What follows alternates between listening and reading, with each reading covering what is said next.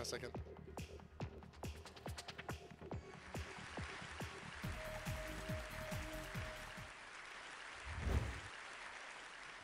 All right. Thank you very much. I'm very grateful to be here. How many of y'all were here last year when I spoke at BIL? Only a few of you. That's very interesting. I owe a huge debt of gratitude to the BIL community. This isn't really part of my main talk, but when I'm going to give you history that was not kind of part of this. We started out under a NASA grant about almost 12 years ago. Long before Liftport existed, we were under NASA's Institute for Advanced Concepts as a research team. And we had worked to take this science fiction concept of a space elevator and to test it to see if it was real, if it could actually be done. And we were working under NASA's umbrella for about 2 years when the Space Shuttle Columbia crashed. And rightly so, NASA had to readjust everything it was doing. About $1 billion worth of programs were cut, and they had to figure out what made their birds fall out of the sky. And at that point, we had a choice to make of, do we keep going with what we're doing, or do we just stop it? And we chose to keep going the only way we knew how, which was as a commercial company to move this project forward. And that was challenging, and there's a lot of understatement in that. Because trust me, you cannot finance an elevator to space, okay? So things were going fine. 2003, 4, 5, and 6, and 7, we were working on carbon nanotubes. I just had a fascinating conversation with Rick talking about his batteries and graphene and what the mistakes we made with our carbon nanotubes.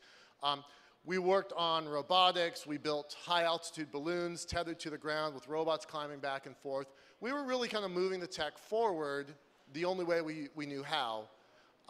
The project was self-financed, meaning I was relatively well off at a relatively early age, and I basically paid for the project out of my own checkbook. We had 14 people, but my wealth came from real estate, and you all know what happened in the real estate markets, right? So literally overnight, our project came to a screeching halt. I lost everything, and basically the project closed for about the last 5 years now.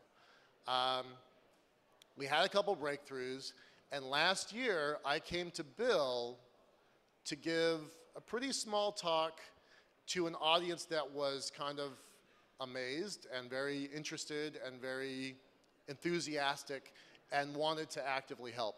And honestly, I can say I'm standing here in a completely different space now, in the same way that, the first speaker of our event, Carter, he took his follower numbers from like 40,000 last year at BIL to 800,000 in a year. I kind of had the same kind of thing happen to me.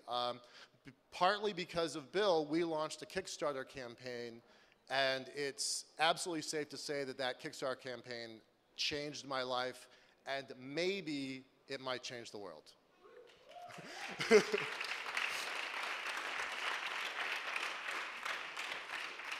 As an aside, that's why I was so excited to see Amanda Palmer here yesterday, because I learned some of my Kickstarter techniques from some of the stuff that she pulled. It was kind of awesome. I've not shown my breasts, though. I'm drawing the line there. All right, let's get into this thing for real. Space elevators have been around in concept for over 100 years. A guy named Konstantin Tsiolkovsky invented them before the turn of the last century, in the late 1800s. Popular legend says he was looking at the Eiffel Tower and how high could you build and how high could you go, and if you could get into space, what would that mean? Tsiolkovsky predated Goddard by more than 30 years. He had some fundamental ideas. It was pretty amazing stuff.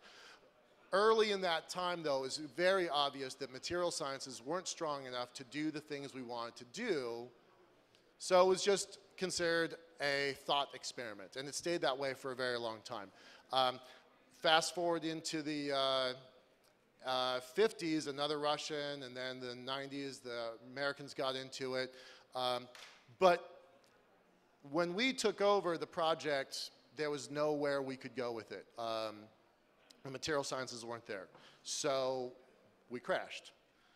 I'm tossing in this because the girl from Ipanema always comes up. So I want you to think about that in a really interesting way. What if that girl could go walking on Mars? What if there was a beach on Mars? So just have that in the back of your head for a minute. We're going to talk about a couple big things. Civilization shifting technologies. I think that there are 7 civilization shifting technologies: energy, materials, biosciences, communications, computing, robotics, and ultimately space. All of those other technologies are foundational. Space is a pinnacle technology because you can't get there without mastery of the others. All right? The other concept is that infrastructure begets infrastructure. The more complicated, the better your foundation of technology is, the more things you can put on top of it.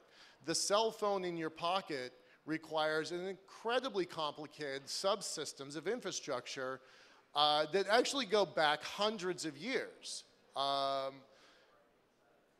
Super projects usually impact an area in a regional way. So for example, the pyramids impacted that culture pretty dramatically. So did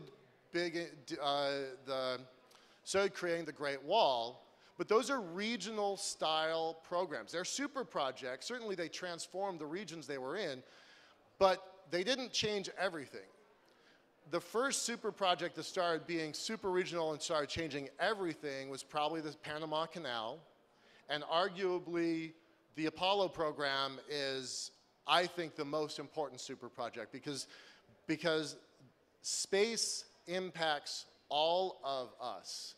It doesn't matter if you live under a democracy or a theocracy. It doesn't matter if you're in a pirate state in Northern Africa, the coast of Africa. It doesn't matter if you're under the heel of a dictator.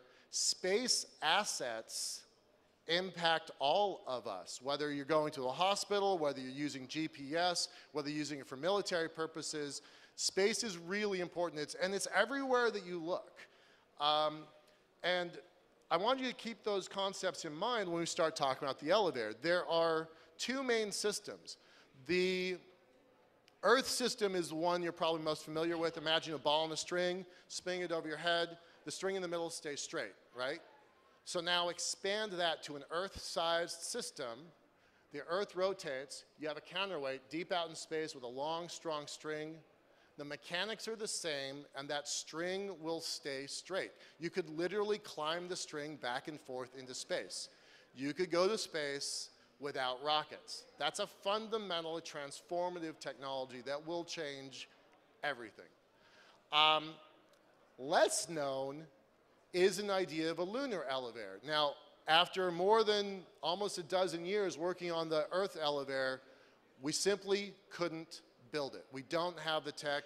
If y'all were here and heard Dr. Cantor a few minutes ago, graphene is awesome, carbon nanotubes are awesome, but the tech isn't there to build the system that I dream about. So the breakthrough that we had about a year ago was we can build a lunar elevator now, today, with current technology. Current rockets, current materials, current computing, current robotics, everything is there. If I had a warehouse the size of IKEA and put all this stuff in it, I could build the elevator. Now, that's really kind of important to me. So that's what we're really talking about. I don't have any pretty pictures. I'm not really that kind of guy. Imagine here's the Earth, here's the moon. Right about here is called the Lagrange point. It's where the gravity from the Earth balances against the gravity of the moon. And it's kind of a null point in space. So if you could take a rocket from the Earth, launch to the Lagrange point, drop a string down to the surface of the moon, sink into the surface of the moon, stay there, and then pull that string back, not touching the Earth, but back towards the Earth. The Earth's gravity holds everything in place. The Earth's gravity pulls that string straight, and now you have a mechanism. Now you have a mechanism that you can climb back and forth to the surface of the moon with. Is it as cool as the Earth elevator? Maybe not.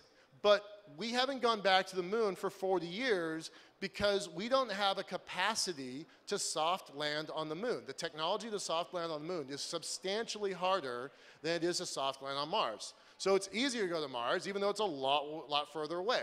So we've been working on this lunar system for only about a year, and I'll tell you the truth, we don't even have all the questions yet, let alone have all the answers.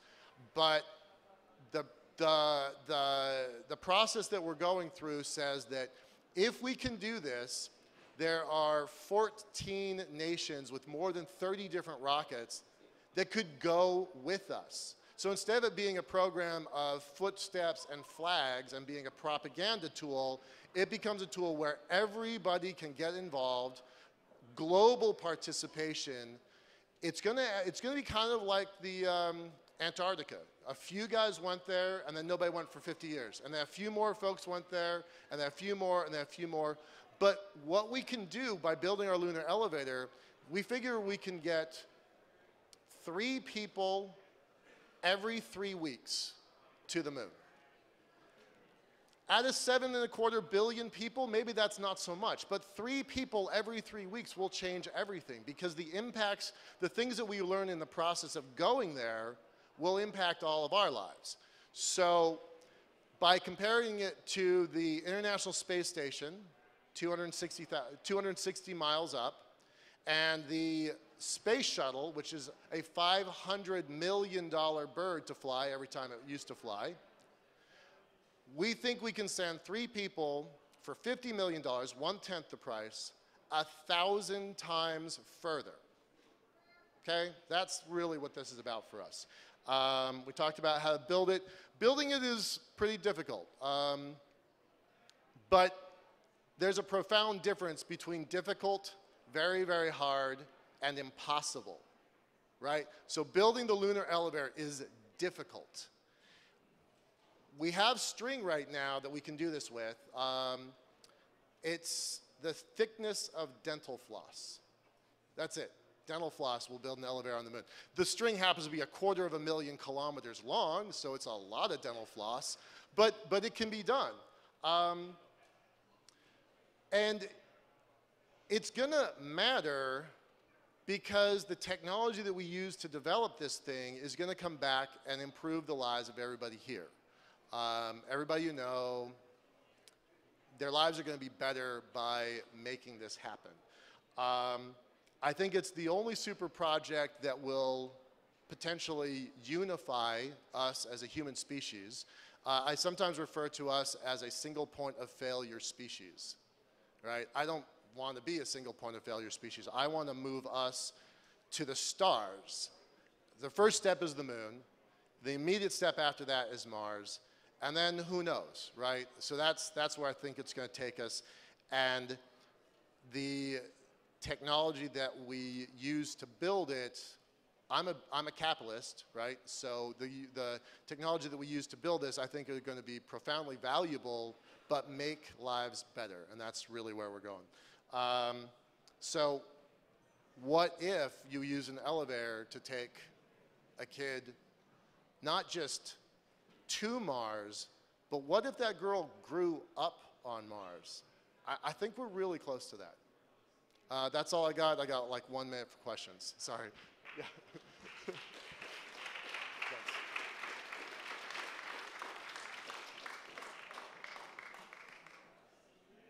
Oops. That's so.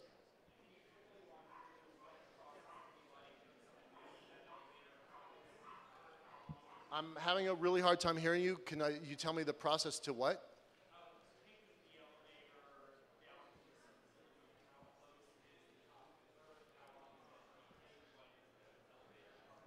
All right, so describing the trip and the process and how to use the system. So you would launch from Earth. There's 30 rockets that can do it, so that's actually relatively straightforward. You'd launch from Earth. Elon Musk has a price of $50 million, so that's the price tag we're talking about. You'd launch from Earth to the Lagrange point.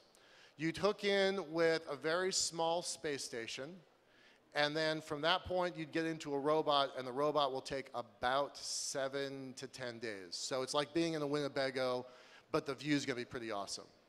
Yeah. 3 minutes of questions? Oh, I have more time. Okay, great. Yes, sir.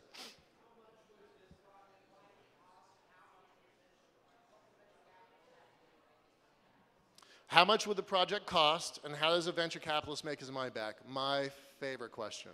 It's about $800 million to construct the robotic system. About 4 more, that's about a 9-year process, 8-year process. About 4 more years after that, and about $200 more million to build a human-rated system, so there's stepping stones. Traditional VC is not going to cover a $1 billion program. But there's a whole bunch of spin-off technologies. We have roughly 20-ish, maybe 25 potential patents that have commercial value now today that we think we can start spinning out relatively quickly. We've created a new alloy. We have some robotic technology. We have some communication technology. So we refer to ourselves as an idea factory where we create all these new core technologies that focus on the elevator, just a second, but we spin that tech off as fast as we can. The last thing you want me to be doing is running a company that builds an alloy. We have a very interesting new alloy. We found it by accident. I'm not the guy to run that, but that's something that a VC can take. We hand them a package of assets, and then they run out and move it into the world. Does that make sense? All right. Yes, sir. Okay, great. One last question, and that's it. Yes. So what's the alloy? I wanted to name it Mithril, but we couldn't get the licensing for it. Yeah, there's a stupid movie that just came out recently, or whatever. We wanted to call it Mithril. We mixed carbon nanotubes into silver, and we got some very interesting results. We found this by accident. We have an awesome fan community. Our fans are awesome. Some kids were getting married, and they didn't want diamonds for their wedding ring. Their phrase was, diamonds are the 20th century symbol for strength. We want the 21st century symbol for strength. That's carbon nanotubes. They wanted a wedding ring made of carbon nanotubes. I couldn't do that. I said, look, if I could do that, then I'd be building a space elevator and I'd be kind of busy. So can't do that. But we talked and talked and talked, and after a little while, we were able to make a different, and so they've got the first 2 wedding rings made of this new alloy. It's kind of cool. On our Kickstarter campaign, we actually gave that as one of our rewards, and we sold 9, and one of them, I can't name names, that's really inappropriate, but one of them is a brand name Silicon Valley superstar, which I'd like to tell you, but I'm not going to. So it's interesting. It's an interesting story. Kind of, we found them. We made the material by accident. Okay, that's all I got. I have a bunch of cards. If you guys want to be involved with the project, I'd love that. I'm super easy to find. Laine on Twitter, Laine at Liftport. This is ELSI. ELSI stands for Lunar Space Elevator Infrastructure, LSEI. Cow is kind of stupid. We liked giraffes because giraffes are genetically designed to reach as far as they can go. And that's what we're doing here. So if you guys want pictures with ELSI, thank you.